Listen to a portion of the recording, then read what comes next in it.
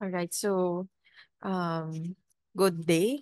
So for our lecture, the CPG hour, I will be discussing sexually transmitted disease. So for this lecture, I will not delve into each diseases. So it will not be discussed like syphilis, what's a positive agent. I suppose alam niyo na rin naman yun. No?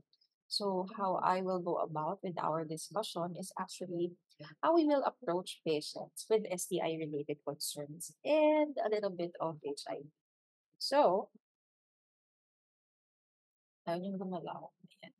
So, this is our agenda for today. So, I will be discussing how we should take history taking and physical examination for patients with SDI concerns. Then, discussion about genital, anal, and perianal ulcers, urethritis, urethritis, HIV, prevention, and counseling. So, I have prepared a separate presentation regarding HIV. So first, so when we encounter patients with STI concerns, their most common chief complaints are usually they have genital discharge, there is a lesion, or there's scrotal pain or swelling, or their partner was diagnosed with STDs. Lahat yung apat na yan na-experience ko na yan yung chief complaint ng STI na patient na may STI, no? So, literature-wise, yan din yung sinasabi nilang most common chief complaints ng mga pasyente. So, for history taking, the most important thing is, of course, you have to ask or you have to explain why you have to ask certain questions. No, remember that the data you will get is highly personal. So, yung iba minsan hindi sila comfortable na hindi sila comfortable giving you the answers, pero you have to emphasize the reason why you need those data. Especially ma-encounter nyo yan kapag opposite sex yung pasyente ninyo, no? Um, so yon, and then you have to ensure confidentiality. So you have to encourage the patient to be open, to be direct, and to give you the answers as truthfully as they can. That will really help you in managing their disease. No, um, another thing is get their consent always. No, kahit dito sa history taking and just asking the questions you ask, is it okay to ask these questions? Pag sinabi lang hindi, you encourage, no? I-push nyo pa sila na kailangan ko kasi talaga siyang makuha para mas matulungan namin kayo, no? So, gano'n. Pero you have to, yun nga, get consent kasi you also have to protect yourself as physicians. Okay. Next is, these are some of the important questions that you have to, or important parts that you have to take note of when you are when you are doing history taking, no? So, sa past medical, always ask if there's any history of STI, any history of skin conditions. That's very important kasi baka mamaya hindi naman pala STI siya, no? Not all genital lesions are infectious in nature. There are non-infectious causes as well. So you have to take note of that. Any drug allergies and what are the present medications? So, yun. And then for personal and social history, important, drug use. Drug use, hindi ko na lang nilagay dyan, but also alcohol, no? Why? Because especially if the patient is prone to taking psychoactive medications, they are more prone to high-risk behaviors. Siguro important din to ask geographical area where the sexual intercourse has taken place. Yung significance niyan is, of course, yung um, possible positive agent, no? May mga areas kasi na mas predominant a certain disease. And then, of course, your OB/GYN history for female patients, important si MIDAS, important yung history of abortion or stillbirth because if may ganon, pwedeng merong history din ng STI yung patient. Um, Part din kasi 'di ba the OB-GYN history is also your contraception, number of sexual partners. Another thing that I want you to take note of is when you are when your patients are children or adolescents or preteens, you have to explore any history suggestive of sexual abuse. I know that the OB patients, their age is getting younger and younger.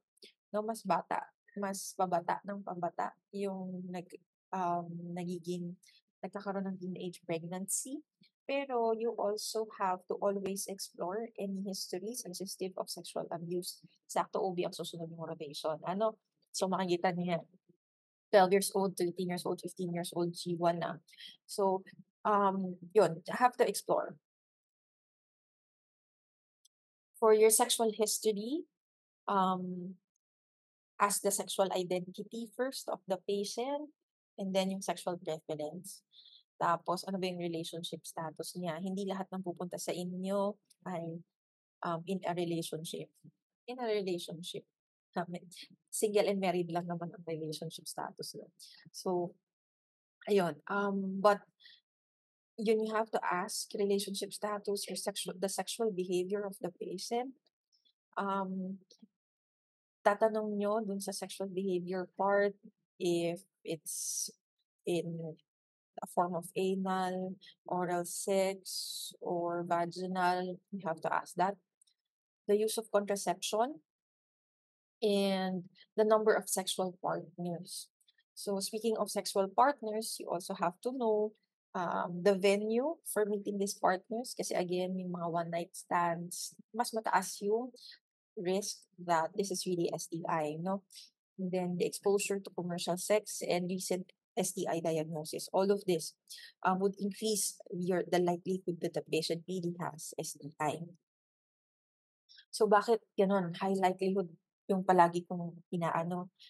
Remember that when you treat STI patients, hindi ka naman na nag-iintay ng laboratories.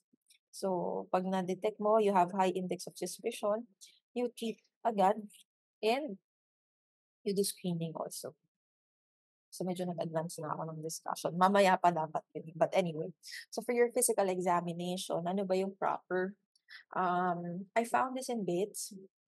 So, sabi ni Bates, the patient should be standing while the doctor is sitting. So, dapat a gown covers the patient's chest and abdomen. Prior to conducting your exam, again, you ask the consent and then you explain thoroughly what you will do. Because, yun nga, you will be touching the patient's private parts. So, yun, protection mo na lang din para sa sarili mo, no? So, ayan.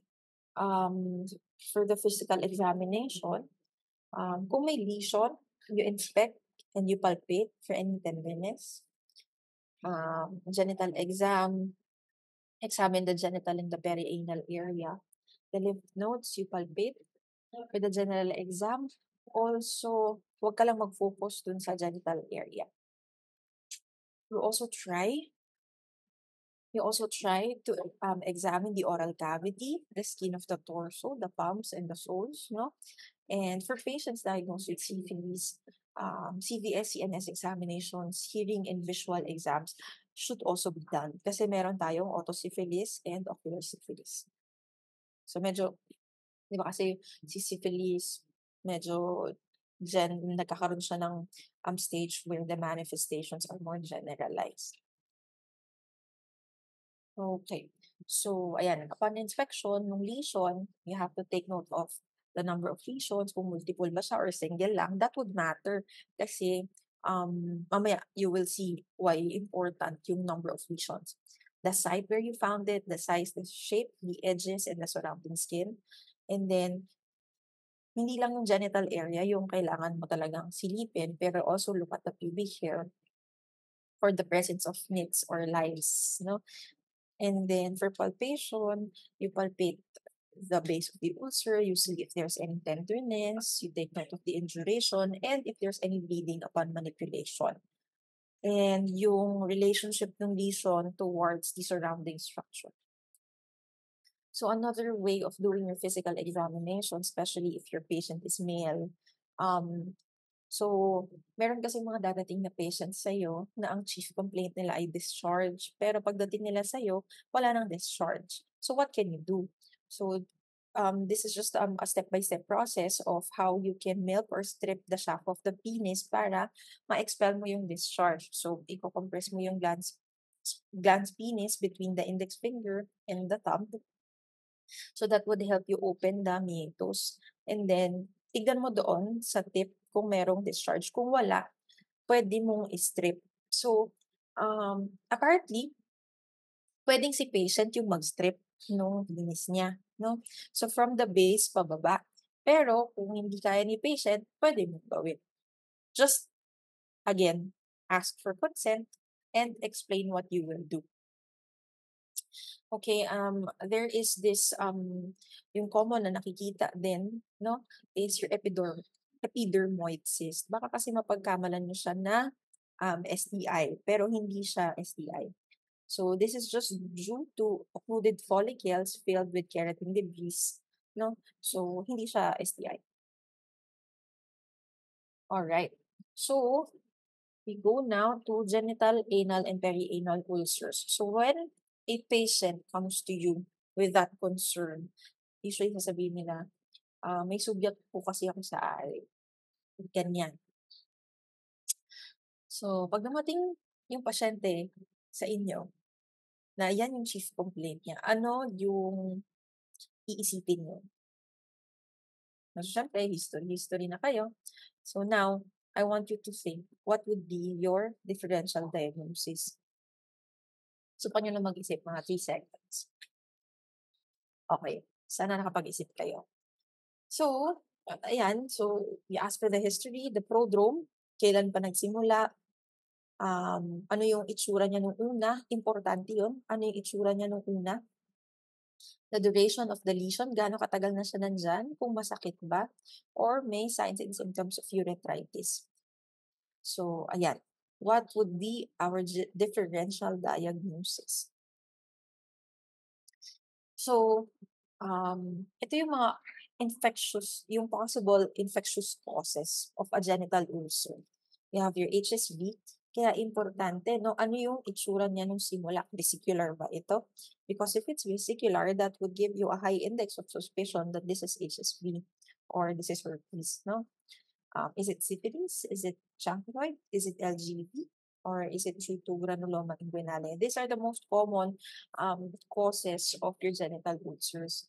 Pero like what I said kanina, hindi lahat ng genital ulcers are infectious in nature. You have those that are non-infectious as well. So ayan, pwedeng because of a trauma, because of a carcinoma, because of fixed ground eruption, because of Beckett's disease or psoriasis.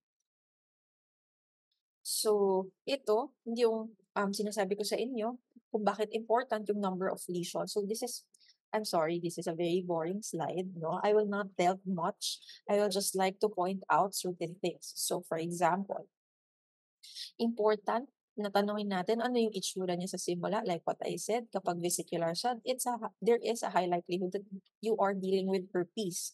No? If it's papule na single lang, pwedeng syphilis siya. No? Pero pag multiple, tas postrolike, pwedeng chancroid siya. So, yun yung importante nun. The other things you can read na lang on your own. So, ayan. Another thing that I want to point out here is yung presence ng pain. Usually naman kasi syphilis and chancroid, di ba? Yun naman ang famous sa kanila. How would you differentiate them? If it's a painless ulcer, it's syphilis. If painful, it's chancroid. And then yung recurrence, no? There's no recurrence in syphilis and chancroid dun sa lesion. And then these are just your diagnostics. So, you know naman with syphilis, you have your dark field immunofluorescence. Diagnostic ito, no? So, iba pa yung serologic. Yan, yung mga BDRL, RPR, your NAAT. So, I'll just go back. With your microscopy, si syphilis, kailangan dark field immunofluorescence. Si chancroid, you can just do a simple gram stain. Okay, these are your serology, CBDRL, RPR. Alam niyo naman na yan. I will not delve much into this. You can just read this. I will give you also the copy of my PowerPoint. So, ayun. When we treat patients with STI, again, like what I said, we don't wait for all those diagnostics, no? Especially syphilis, hindi naman tayo nagma-microscopy, hindi naman tayo, we don't wait for the PDRL, DRPR, no? Um, what we usually do is, yes, we still request them, but we initiate treatment already. So, ayan 'no, kapagka vesicular, painful lesions, most likely this is herpes, so we give your acyclovir. Pero hindi siya vesicle, ulcer siya, so automatic mag-treat ka na for syphilis and chancroid, and you counsel your patient for possible genital herpes as well. So your treatment for syphilis and your chancroid, so penicillin, 2.4 million international units IM. Um, Sana maka-experience pa kayo ay, patapos na pala yung rotation niyo 'no. Kasi I experienced one patient dito sa OPD natin parang last week lang, we were able to give benzathine penicillin, because the patient is highly suggestive of having syphilis. Um, so yun, and then mas maganda sana kung na-experience mo yan, mas matatandaan mo siya. So if in the case na intolerant or allergic si patient sa penicillin, you can give your doxycycline. No. So 100 milligrams BID for 14 days. Together with that, we also give your azithromycin 1 gram single dose, or you can give ciprofloxacin 500 milligrams BID um, for your chancroid. Again, pag nagtitreat tayo, no, unless na lang meron talaga tayong inkling na syphilis talaga to, usually tina-target na natin sa lahat. So, what if the ulcers hindi nag-epithelialize, hindi nag-improve yung symptoms? We can extend treatment beyond 7 days, but I think that will warrant referral to a specialist already because most likely the patient is not responding to the treatment or there is coexisting other infections such as your HIV, no? And then another inclination to refer the patient is kapag recurrent na yung lesions niya. Kasi nga again, baka mamaya it needs um, further diagnostics and investigation because baka mamaya may coexisting yung other na sakit. Okay. So, next is your urethritis and cervicitis. So, ano ba sila? So, your urethritis is the inflammation of your urethra, and a presence of this has a strong association with STIs. While your cervicitis naman is the swelling or inflammation of the cervix. So usually this is caused by an infection, but there can also be other causes such as chemical exposure, presence of foreign body. Yun. All right. So if a patient presents with urethritis, what are your possible differential diagnosis?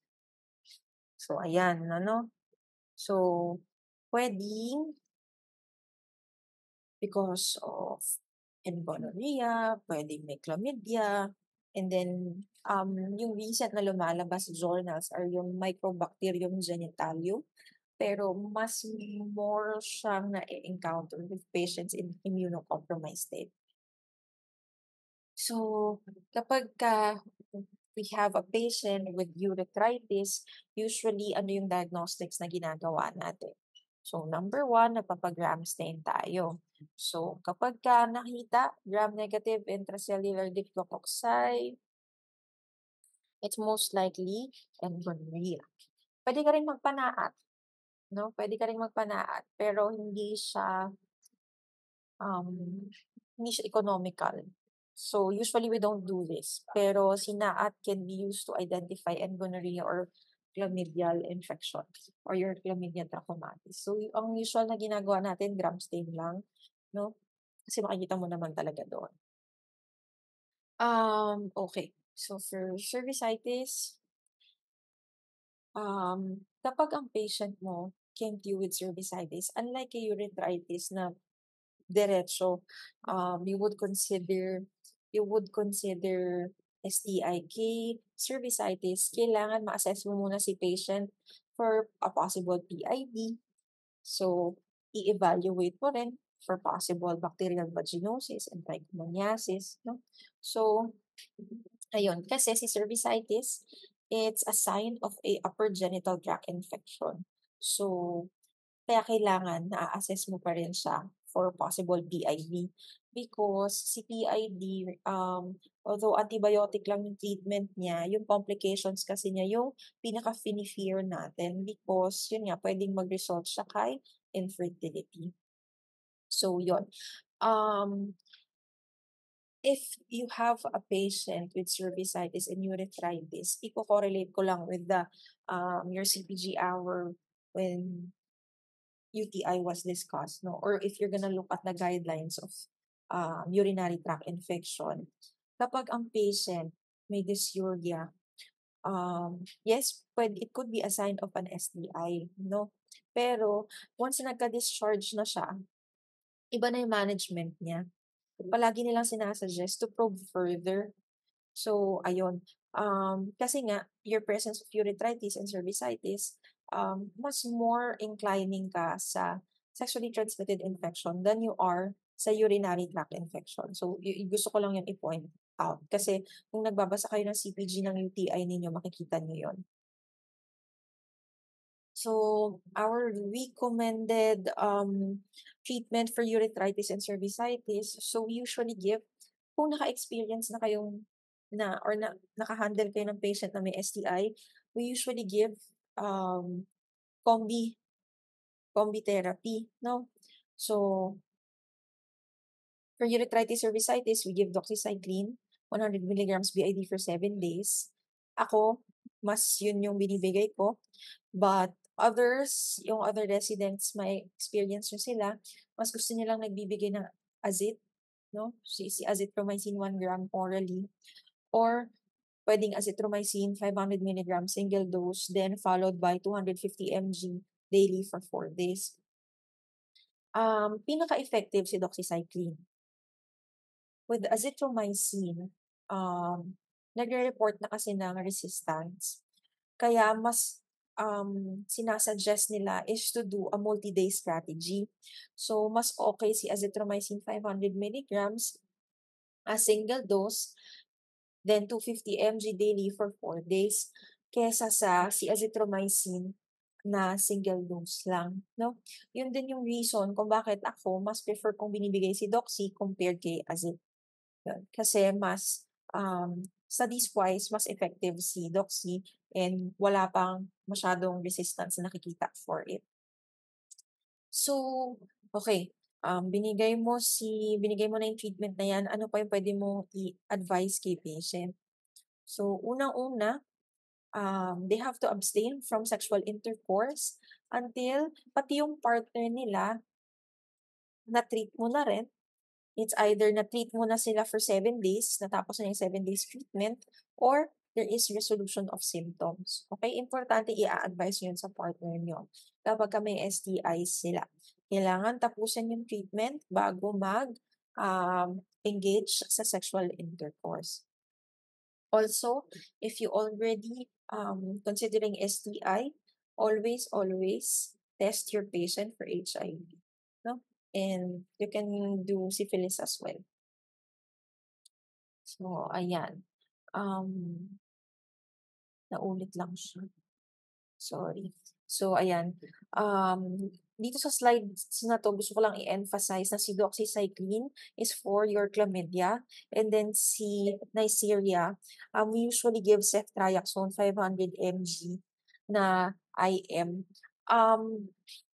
Yun kaya kami dual therapy, no? So, nagbibigay kami ng IM ng Ceftri. Kapag less than 150 kilograms, usually we give 500 milligrams. Pero kapag more than 150, more than or equal to 150 kilograms, we give 1 gram. Ako, personally, ang nabibili kasi sa pharmacy ay 1 gram, sinasaksak ko na lang yung buong 1 gram na yon sa kanila. So, you dilute it. How do you do that? You dilute it in a 6 cc na sterile water kasi powder siya ibibigay sa inyo. So, pwedeng tig 3 bawat arm o kaya bawat thigh. sobrang sakit ni ceftriaxone, as in madadala sila. We have patients here na talagang nagco-cold clammy sila after masaksakan ng isang shot, gano'n siya kasakit. So kung mabait kayo, puwede niyong i-advise yung pasyente ninyo na uminom na ng paracetamol bago saksakan. Pero, yun kung mabait kayo. Kasi yung ibang doctors ginagawa nila para madala yung pasyente 'no, 'di nila ina-advice uminom ng para. So yun, medyo may konting pain relieving ano ka lang kapag magbibigay ka ng paracetamol, but still masakit pa rin talaga kasi siya. So yun, again for urethritis, cervicitis, we give 2, um, it's palaging multi-therapy, okey? Bakit? Kapagka ang pasyente mo na-diagnose mo siya with gonorrhea, there is a high likelihood that there is a co-infection of chlamydia. Kaya ang nagiging dictum, you give the 2 medications palagi, okey? Sana clear ako dun. For your screening and prevention, again, if your patient is already diagnosed or you have a high index of suspicion if that your patient has STI, you um, suggest HIV and hepatitis screening. Alright, for your screening, ayan 'no, this is, your HPV screening for female patients. Naka-by age siya, tinable ko na, CDC versus USPSTF. You start screening the age of 21 to 29 years old every 3 years with cytology. 30 to 65, depende na siya kung combination, puwedeng cytology and, the pap smear for 5 years. Cytology and, your HPV testing. So, yun yung 5 years and then, for 3 years kung cytology lang. Pagka more than 65 na, hindi na sila ina-advise na magpa-screen. Bakit? Kasi remember that your HPV, hindi 'pag na-infect ka ni HPV ngayon, hindi ka magkakaroon ng cervical CA agad-agad. It develops through time. It takes years. Kaya 'pag more than 65 na, wala na masyadong benefit 'no, kung isi-screen mo pa siya. And then this is for your HPV screening para sa hindi, wala pa pala, sorry. Wala pa dito yung male. Okay, sa males same lang, sorry dito. Sa HPV screening for males, pareho lang din siya, okay? So your HPV vaccine, 3-dose series siya via IM, usually given in a 6-month period. Yung interval niya, binigay mo yung first dose, yung second dose, ibibigay mo siya 1 to 2 months after the first dose. The third dose is given after 6 months of the first dose. Sana clear ako doon. You can usually start giving your HPV by the age of 11 to 12 years old. So you can give either quadrivalent or nanovalent. And for those na hindi nabigyan, 13 to 26 years old, pwede pang magbigay, no? Sa mga lalaki, pwede mo rin silang bigyan ng HPV vaccine. Hindi lang ito pang babae. And the same guidelines follow. Alright. So one of the most important things when we um, when we encounter a patient with STI is the education and counseling, no? So you have to educate them about the nature of the infection and the medications, no? Ano ba yung sakit nila? Paano ito nakukuha? Pag alam nila kung paano nakukuha, they can better protect themselves, no? And then the medication, what does it do? What is it for? And then also, kausap mo na siya, you promote safer sexual behaviors, no? So, there's also yung use of contraceptions, no? You have to promote that. Um, let's be honest, the best way to prevent STI is to abstain, but it is also one of the hardest things for our patients, no? Baka di nila kayanin. So, mag-safe sex na lang. So, compassionate and sensitive counseling when you do this, no? Kailangan best in bracketing, no? Alam ko sa sarili niyo napuhusgahan niyo na siya, pero sana wag niyo masyadong iparamdam, no? Kasi so that our patient can open up with us, no? So, important, ito nakakalimutan kasi I feel kapag nakaka-encounter ng patients with STI, you go through the notion of explaining the disease, you go through the notion of giving the medications, but we always forget to tell them to inform the partner, no? Or ayun, hindi naman siguro always, pero yun yung madali kasing makalimutan. Kasi masyado tayong naka-focus dun sa may patient that we forget that there's also another person involved. So you have to encourage the patient to inform the partner. And then you offer HIV testing. It's not mandatory kasi na kapag may nakuha ka na STI, i-HIV testing mo na siya. Um, it's highly encouraged. It's not mandatory, but it's highly encouraged na ipatest mo na sila. So you encourage them, no? Kasi pwede mo naman ibigay yung request, pero syempre there is a stigma with HIV kasi. There is a stigma with HIV. So yung decision making ni patient, baka mamaya hindi niya naman ipagawa, 'di ba? So you have to encourage them. There are certain STIs that can lead to infertility that could be incurable. So, ano yun, we also have to inform them. Tsaka kung, ayun, yung mga possible complications din kung sakali advanced stage na nakita sa patient. Especially, in the cases of syphilis, no?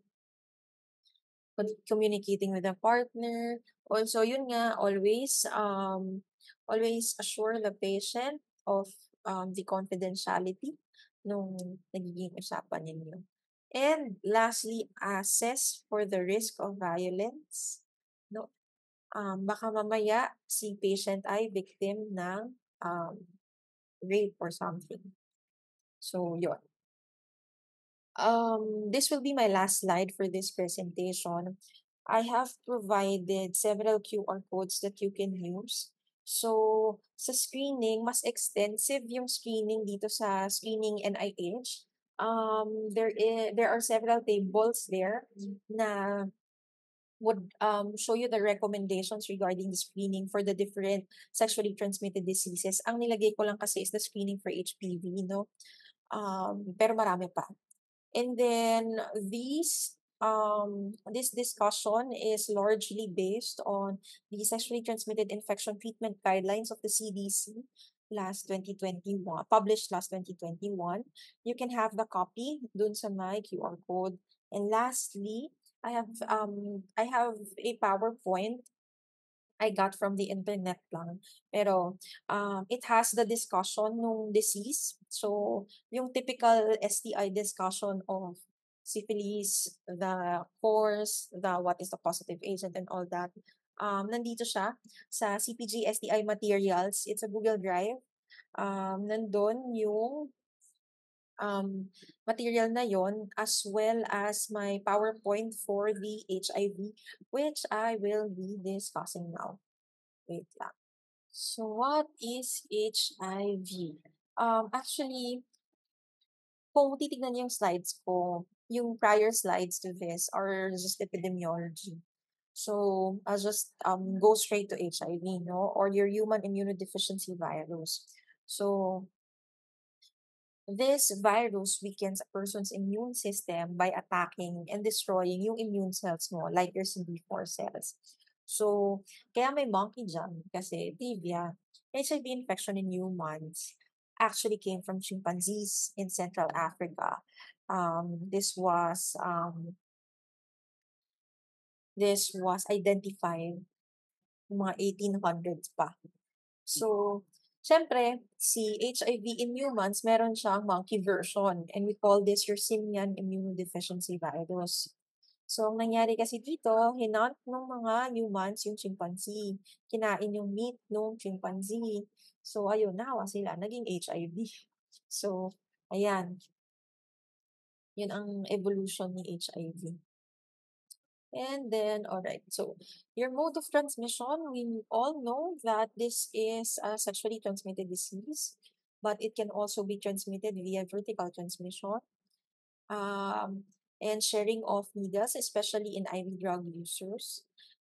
Itong blood transfusion, hindi na 'to masyado na-encounter because of the strengthened monitoring of blood products prior to transfusion. So, ngayon naglabas kasi na ng law, 'di ba, before na, you have to screen first the blood products bago siya tina-transfuse. Noon walang gano'n. So noon, mataas talaga yung, transmission ng HIV through blood transfusion, pero ngayon hindi na. Also with,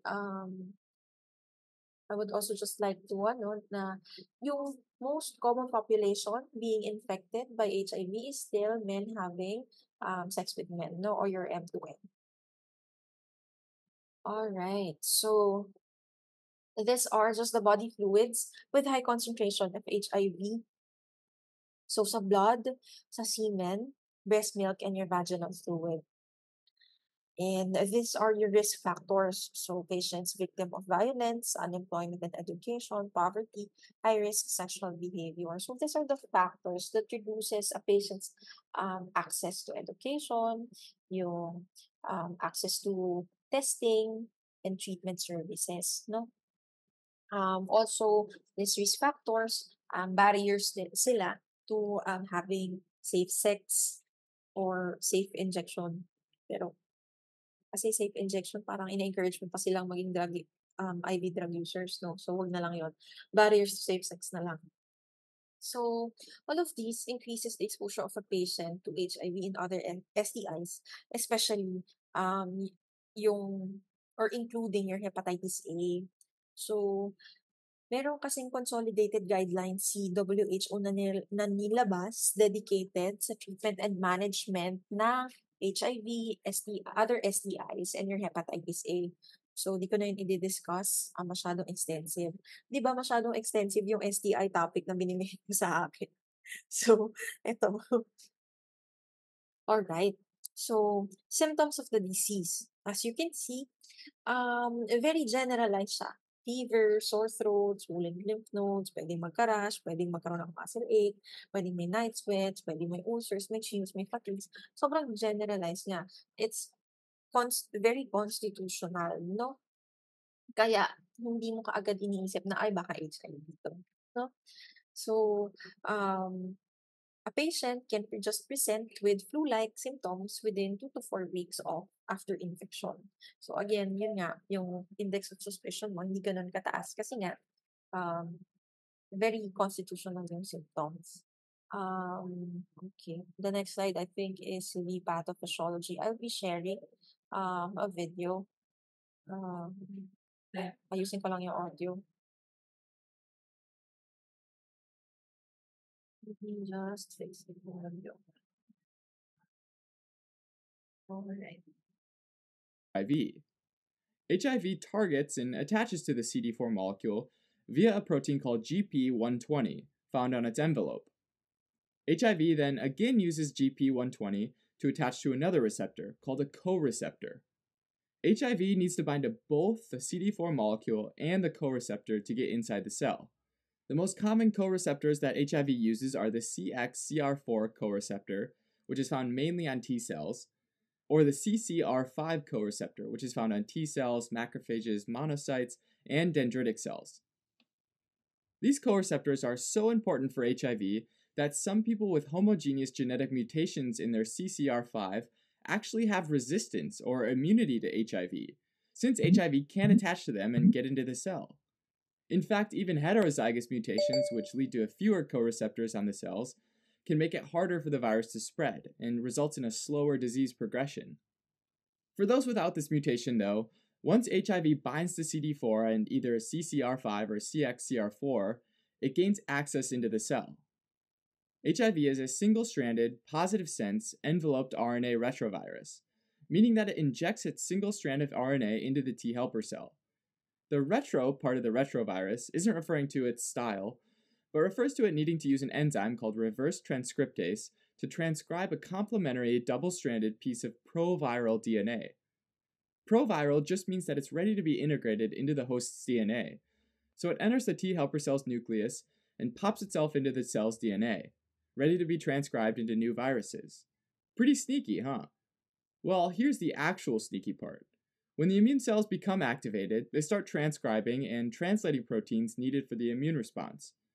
Ironically, this means that whenever the immune cell is exposed to something that causes it to start up an immune response, like any infection, the immune cell ends up inadvertently transcribing and translating new HIV viruses, which bud off from the cell membrane to infect more cells. Very sneaky indeed. One thing to know. Right. So, yung so we have disease, we have medications that actually acts on your CCR5, which is your Maraviro. Naisip ko lang.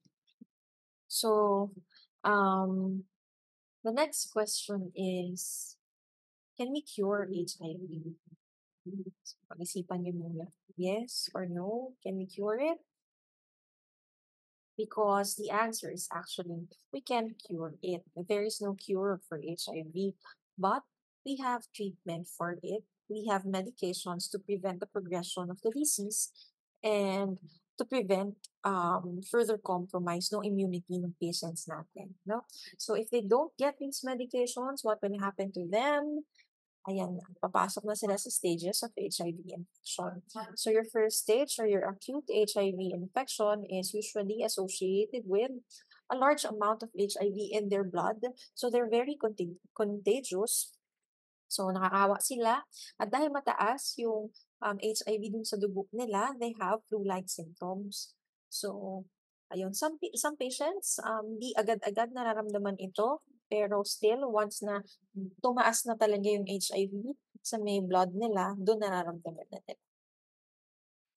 And then your stage 2, which is your chronic HIV infection, we call this the asymptomatic HIV infection or your clinical latency part, no? Dito, active pa rin si HIV, pero the replication is at a low level. So dito, the patient could be, that's why the patient could be asymptomatic, no? But just because the patient is asymptomatic and just because the patient the HIV reproduces at a very low level, it does not mean that the patient cannot transmit the virus anymore. So even at this stage na mababa ang replication rate ng HIV ninyo, ay mataas pa rin yung chance na makahawa siya at pwede pa rin siyang makahawa.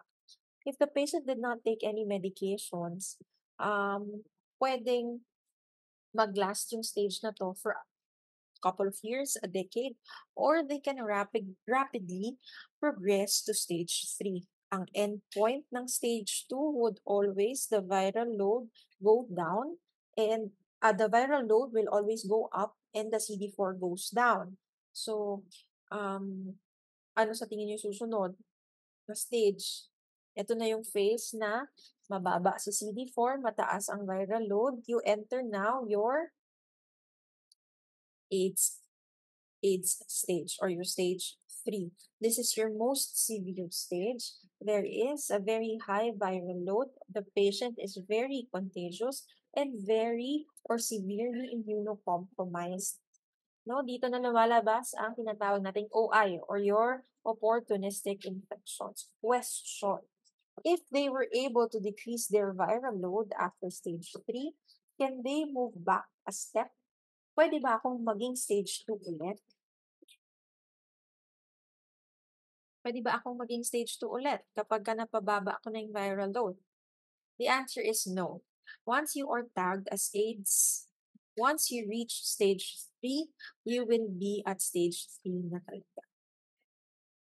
So this is just a more expansive discussion of the 3 stages kanina because some references would present the progression of HIV to AIDS this way. No, there's the seroconversion of the illness, the asymptomatic infection, the persistent generalized adenopathy. Yung ano kasi, yung symptomatic infection and the AIDS, yun yung kinompress sa stage 3. Alright. So, ayan dito, the diagram, with the diagram, I just want to show you the correlation of the HIV load in the blood versus the number of the T cells and the manifestation of the patient. As you can see, when the viral load goes up, the T cell goes down. And during those phases, the HIV is up, there is those are the time where the patient presents with the symptoms. No? Ayan. So, what is AIDS? AIDS is your acquired immunodeficiency virus.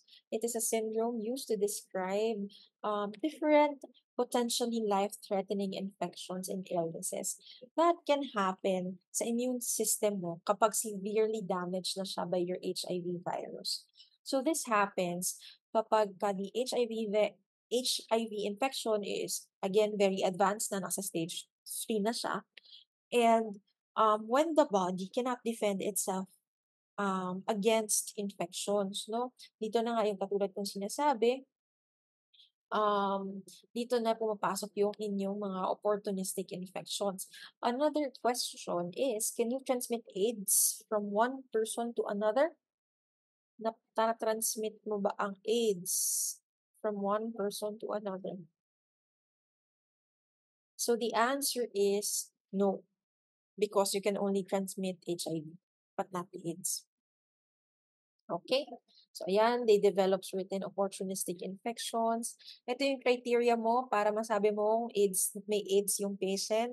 They develop certain opportunistic infections. And the CD4 count drops less than 200 cells per milliliter of blood. No? So, kapag ganyan, AIDS. Your opportunistic infections are infections that occurs in people with weakened immune system. So infections that take advantage of your weakened immune system. Hence the term opportunistic. No?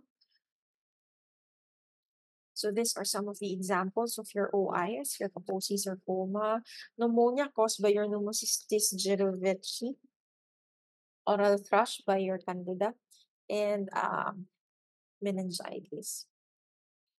Itong slide na 'to, what I would just like to emphasize is that at a certain CD4 levels, we have to start prophylaxis, no, for certain diseases. So kapag ka bumaba ng less than 100 cells, kailangan mag-prophylaxis ka na for your toxoplasma, your toxoplasmosis. Usually, we give trimethoprim sulfamethoxazole.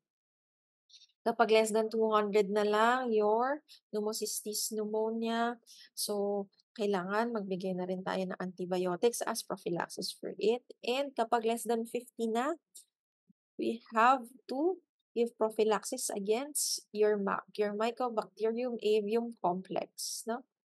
So, yon.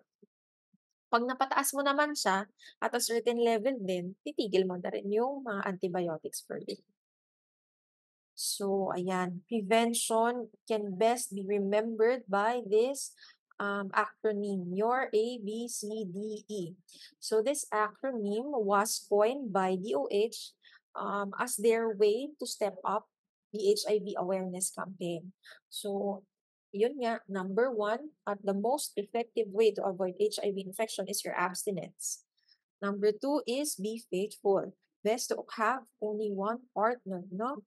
Be faithful because cheaters go to hell and now they are more at risk to developing HIV. C, correct and consistent use of condom. And D, don't do or inject illegal drugs, no? Kasi nga katulad ng sinabi ko kanina, when a person is under the influence of certain drugs, especially those na psychoactive, they are more prone to do high-risk behaviors. Your letter E, early detection and education, more counseling part. So that's the best way that we can prevent not just HIV but any sexually transmitted infections. These are your treatments for HIV. I will not delve much into this. I will give you a copy of my PowerPoint. You can just read through it. So, yon. First line regimen usually is 2 NRTI plus 1 NRTI. Monitoring for your ARV toxicity. Ito lang, what I would just want you to know is when you start your ART therapy, your antiretrovirals, meron tayong mga kailangan tignan, no? So, ito yon. So, kapag ka AZT containing yung regimen, may Sidovo din sila. kailangan mo silang i-test ang CBC for possible anemia, kapag may tenofovir, creatinine for possible kidney damage. So, ayan yon. And then, yan, 6 months is the golden time.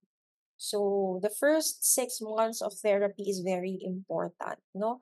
Kasi kapag within the first 6 months, no recurrence of your opportunistic infection, nag-improve yung weight and yung well-being ng patient, na-stabilize natin yung immune system, napataas natin yung CD4, mas maganda yung mas maganda um, yung trajectory no disease for the patient, no? We reach maximal viral suppression, mas improved yung quality of life. Mas maganda yung prognosis, yun yung hinahanap kong term. So this is just the Philippines HIV and AIDS Policy Act. I just want you to know that we have this law, no? And then these are the other laws that supports and promotes the rights of patients with HIV. Some myths and misconceptions: you don't get HIV from sharing utensils, from using the same toilet. You don't get HIV from being exposed to saliva, tears, and sweat of a patient with HIV. You don't get HIV when you swim in the pool where there is an HIV positive patient. You don't get HIV when a mosquito bites you, no? And you don't get HIV through hugging, kissing, or shaking hands. As doctors, what can we do to help our patients? It all boils down to patient education, no?